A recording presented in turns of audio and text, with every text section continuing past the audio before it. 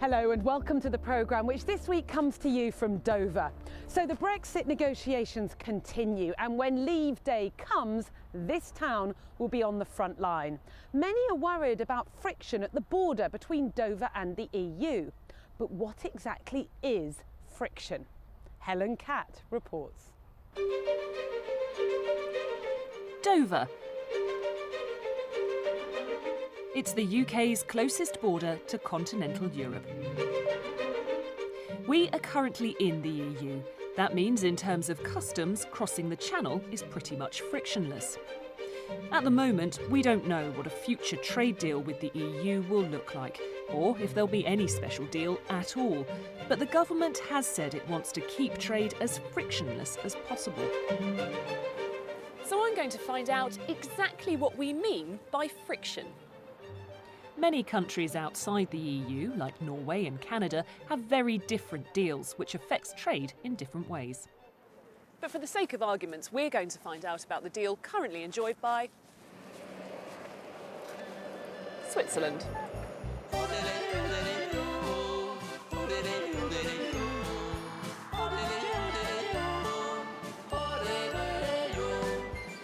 As we know, Switzerland is outside the EU, so here's the plan. Switzerland is going to play the part of post-Brexit Britain.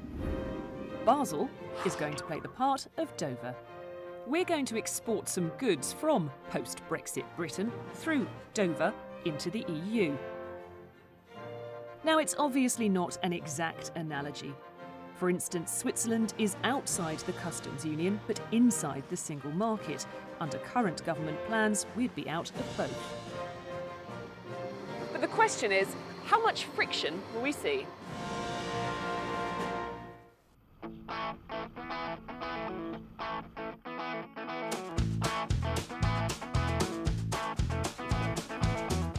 Ciaran is a van driver. For more than 10 years, he's delivered goods over every border in Europe. He believes Brexit will be bad for Britain. I know exactly what a mess it's going to be. Joining Ciaran today is Dover-based businessman Peter Garstin. Peter was the chairman of the Dover People's Port Trust that tried to buy the port of Dover back in 2010. He believes that Brexit will be good for Britain. I'm convinced that Brexit is the right thing for this country.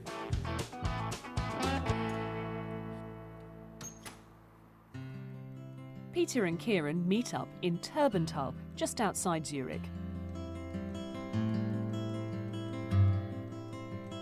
The item we're going to export is in this building.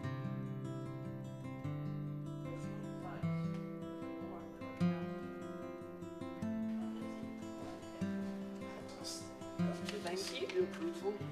Perfect. Your invoice. Fantastic. So this is what we've come to get. It's an exhaust pipe for a car. This is the invoice. That's the first bit of our paper trail. And that, I think you can have that, Ciaran. Thank you. Oh, he's quite heavy. Brilliant. Oh. For a back box.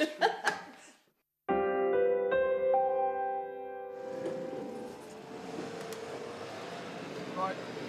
Pull it in the back, in the middle. In the middle. Yep.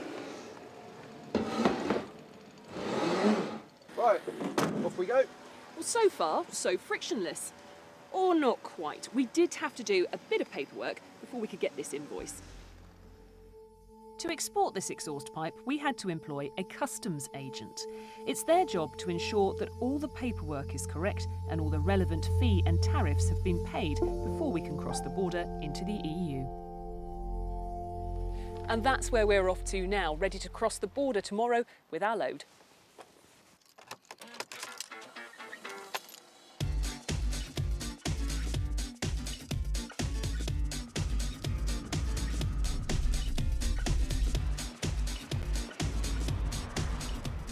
Ciaran is worried that Brexit will mean customs checks at Dover, not to mention the Channel Tunnel.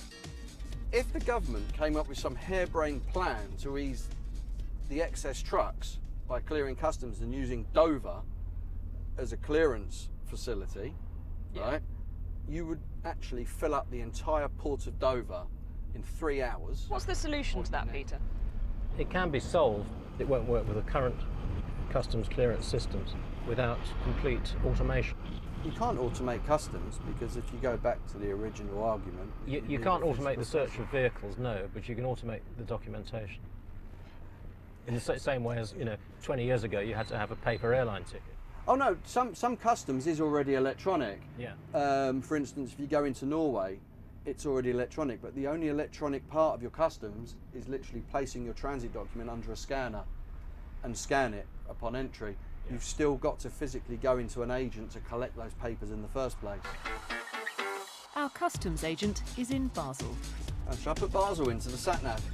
Yeah, might So I've got about as much of a clue as you two about where I'm going. Well, look where we are. We're in a village in the middle of Switzerland somewhere, and you don't know your way to Basel, which is disappointing. It's very disappointing. I'm sacked.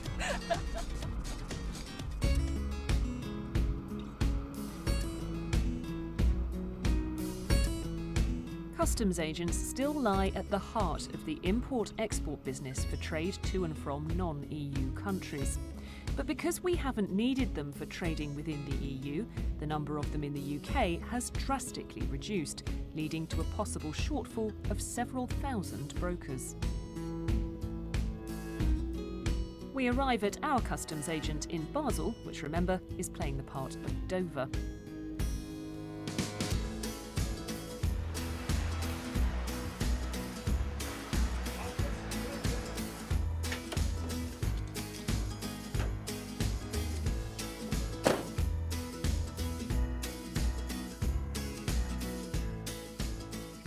Hi, Tommy. Hello, nice to meet you. I'm Helen. This is Hi, Helen. Peter, Hi, and this is Peter. Ciaran. Nice to meet you. And Ciaran. Hi, Tommy. How you doing? Nice to meet you. Very well. How are you doing? And right away it seems that our paperwork is not in order. So this is our invoice. What have you got here apart from that?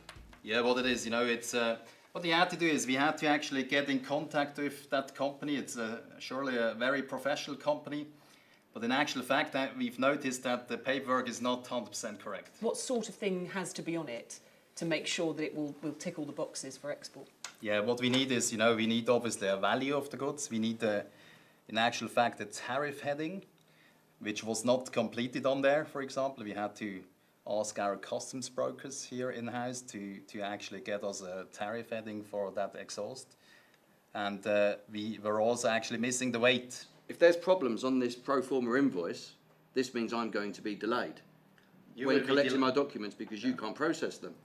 If everything's missing off of there, I could be stuck on the border for 2 or 3 hours. In the European Union, you can ship goods around without any paperwork now, frictionless. And but the knowledge has gone, since 25 years.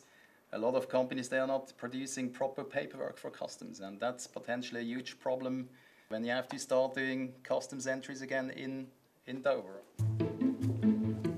Tommy tells us that in his experience, about 20% of all paperwork has errors. Now we go and do the physical customs clearance electronically. And Michael Blocking, he's the export controller. He will be doing that on screen online. Okay, so this is the import desk that Tommy's just been telling us. Now that green file there, you can see it bound up with a rubber band, that is for one truck. It's all the individual consignments that have come in from the UK. This is import documentation though, so this is under Swiss rules rather than EU ones, is that right? That's on the Swiss customs law, the import entries, yes. What do you make of all this, Peter? I think we've been told a lot of lies. I don't think anybody in government actually understands the nitty-gritty of the complexities of getting goods from A to B. Before you came and saw this for yourself, did you think the same, or did you think it was all fine and it would be okay? I'd been told it was all fine. A number of people in government have pronounced and said, yes, it's all going to be fine. Unless exporters in the UK are up to speed by the end of March, we're going to be in a right mess. It's changed my view drastically, yes. Thank you very much. I'm going to hand this over now to Ciaran. Hi Ciaran, we've finished your paperwork. That's the transit document. Cheers, Tommy. You have to, don't forget to scan it at the border. At the border, yep. You have to scan it by the Swiss and the Germans. And the German authorities, yeah. Yep. And that's just the commercial invoices. We did you a copy as well. Yep, no worries. Just to hand this over in on clearance in Dover. If you have a problem, you give me a ring and I speak to Swiss Customs. Yeah? Okay. Sure. No worries, man. Okay. Yeah, cheers, Tommy. Have a safe trip, eh? Cheers. very Bye much. bye. Nice to All the meet you. best. Thanks. Bye-bye. Bye. Right, we good to go? With the complete set of paperwork, it's just a short drive to the Swiss-German border. I never realised the error percentage was so high Yeah. for documents, That especially. was something you picked up on as well, wasn't it? Was it 20% he thought He of, said about 20% had something that needs rectifying. which does seem very high. And that's a particularly serious friction. Export import. I have no idea. Well, yeah, look, probably. you've got export yeah. import 200 metres. Yeah, let's do that.